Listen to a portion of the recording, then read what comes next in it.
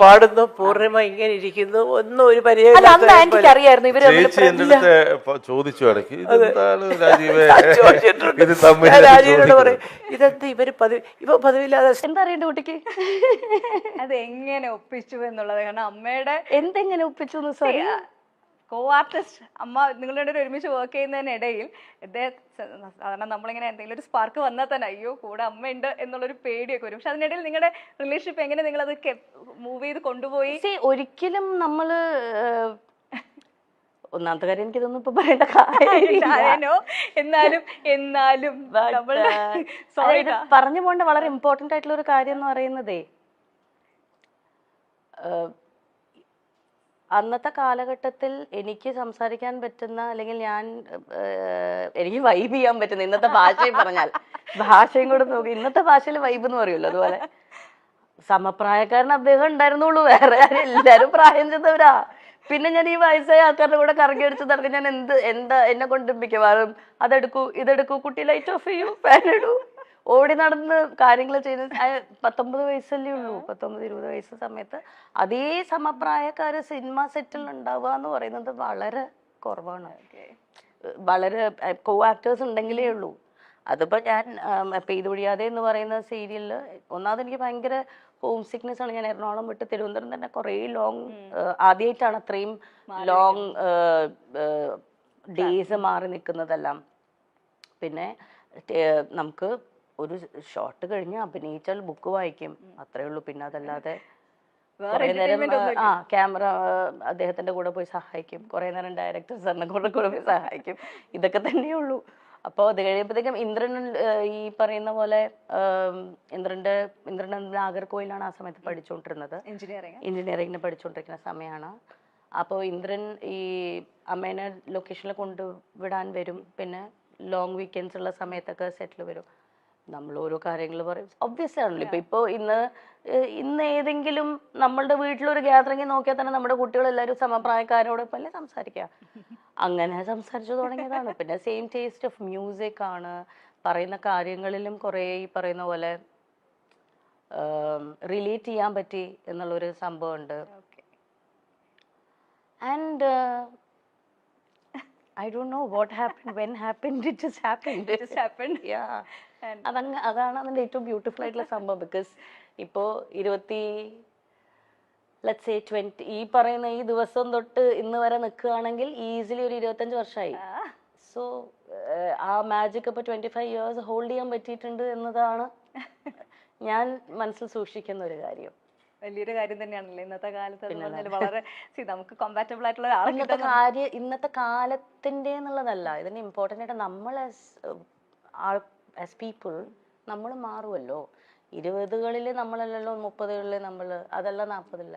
അത് കീപ്പ് ചെയ്ത് പോകാൻ പറ്റണ്ടേ? ലോകം മാറുന്നത് വേറെ വിഷയം. നമ്മളുടെ മാറ്റത്തിനോടൊപ്പം തന്നെ നമ്മളുടെ റിലേഷൻഷിപ്സും ആ ചുറ്റുമുള്ള ആൾക്കാരെയും മാനേജ് ചെയ്തുകൊണ്ട്, അല്ലെങ്കിൽ അത് അങ്ങോട്ടും ഇങ്ങോട്ടും രണ്ടുപേർക്കും കംഫേർട്ട് ആവുന്ന രീതിയിൽ കൊണ്ടുപോകാൻ പറ്റുക എന്ന് പറയുന്നത് അതൊരു ഒരു ആങ്കറാണ്. അപ്പം ഇന്ന് നമ്മളുടെ ഒരു എന്താ പറയുക, ഒരു സോഷ്യൽ മീഡിയയിലേക്ക് എത്തുമ്പോൾ, ഡിജിറ്റൽ മീഡിയയിലേക്ക് എത്തുമ്പോൾ അതിനൊരു കൾച്ചർ കുറച്ച് നല്ല ഡിഫറെൻ്റ് ആണ്. പ്രേക്ഷകർ കാണാൻ ആഗ്രഹിക്കുന്ന എല്ലാ പ്രേക്ഷകരും അല്ല, പല കാര്യങ്ങളും കാണാൻ ആഗ്രഹിക്കുന്ന പ്രേക്ഷകരുണ്ട്. അമ്മയെ തല്ലിയാലും രണ്ടുണ്ട് പക്ഷം എന്ന് പറയുന്നത്. ഇപ്പൊ ഞാൻ ചില സമയത്ത് എനിക്ക് പേഴ്സണലി വലിയ ഇൻട്രസ്റ്റ് ഉണ്ടാവില്ല ഇങ്ങനെ ഒരു കാര്യം ചോദിക്കാനായിട്ട്, പക്ഷെ എന്റെ ജോലിയുടെ ഭാഗമായിട്ട് ചിലപ്പോൾ ഞാൻ ചോദിക്കുകയും ചെയ്യും.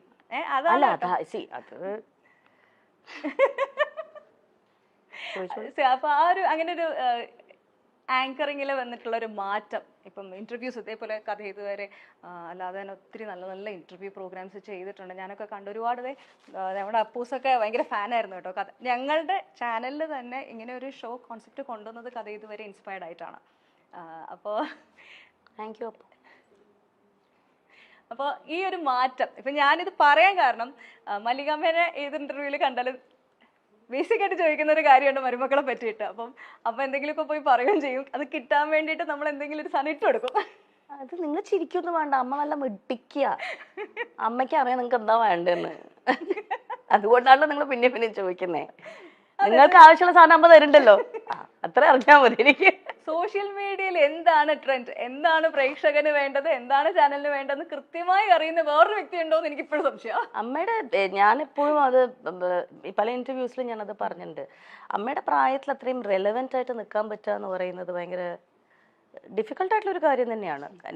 അത് ഇന്നത്തെ ജനതയ്ക്ക് എന്താണ് ഇഷ്ടം, അല്ലെങ്കിൽ ഇന്നത്തെ ജനതയ്ക്ക് റിലേറ്റ് ചെയ്യാൻ പറ്റുന്ന രീതിയിലുള്ള കാര്യങ്ങൾ സംസാരിക്കുകയും അവർക്ക് മനസ്സിലാവുന്ന രീതിയിൽ അത് എക്സ്പ്രസ് ചെയ്യാൻ പറ്റുക എന്ന് പറയുന്നത് ഭയങ്കര ഇമ്പോർട്ടൻ്റ് അല്ലേ. അപ്പം അമ്മ അതിൽ മിടിക്കുകയാണ്. ഞങ്ങളുടെ ചാനലിൽ തന്നെ വന്ന പ്രോഗ്രാമിൽ വന്നൊരു വേറൊരു സാധനം കൂടി ഞാൻ കാണിച്ചു തരാം കേട്ടോ. അമ്മയുടെ ആൻസർ പറഞ്ഞു, ഇത് കേട്ടിട്ട് മരുമക്കളുടെ റെസ്പോൺസ് നമ്മൾ ഇതിൻ്റെ ഒരു റിയാക്ഷൻ ആക്ച്വലി വേറെ വന്നിട്ടുണ്ടായിരുന്നു. ഇത് ട്രോളാണ് കേട്ടോ, ഞങ്ങൾ ചാനലുകാർക്കുള്ള ട്രോൾ. കുറച്ച് ഫ്രഷ് ക്വസ്റ്റ്യൻ എടുക്കട്ടെ. മല്ലികാന്റിക്ക് ഏറ്റവും ഇഷ്ടമുള്ള മരുമോൾ സുപ്രിയാണോ പൂർണിമയാണോ? ഇന്ദ്രജിത്താണോ പൃഥ്വിരാജാണോ മല്ലികാന്റിക്ക് ഏറ്റവും ഇഷ്ടം? അടുത്തത് റാപ്പിഡ് ഫയർ ആണ്. 3 ആളുടെ പേര് പറയാം, അതിൽ ഒരാളുടെ പേര് മല്ലികാന്റി പറഞ്ഞേ പറ്റുള്ളൂ. മല്ലികാന്റിക്ക് ഏറ്റവും ഇഷ്ടമുള്ള പേരക്കുട്ടികൾ ഇവരിൽ ആരാണ്? അലങ്കൃത, പ്രാർത്ഥന, നക്ഷത്ര. ഇഷ്ടമില്ലാത്തതെന്ന് പറയാട്ടാ.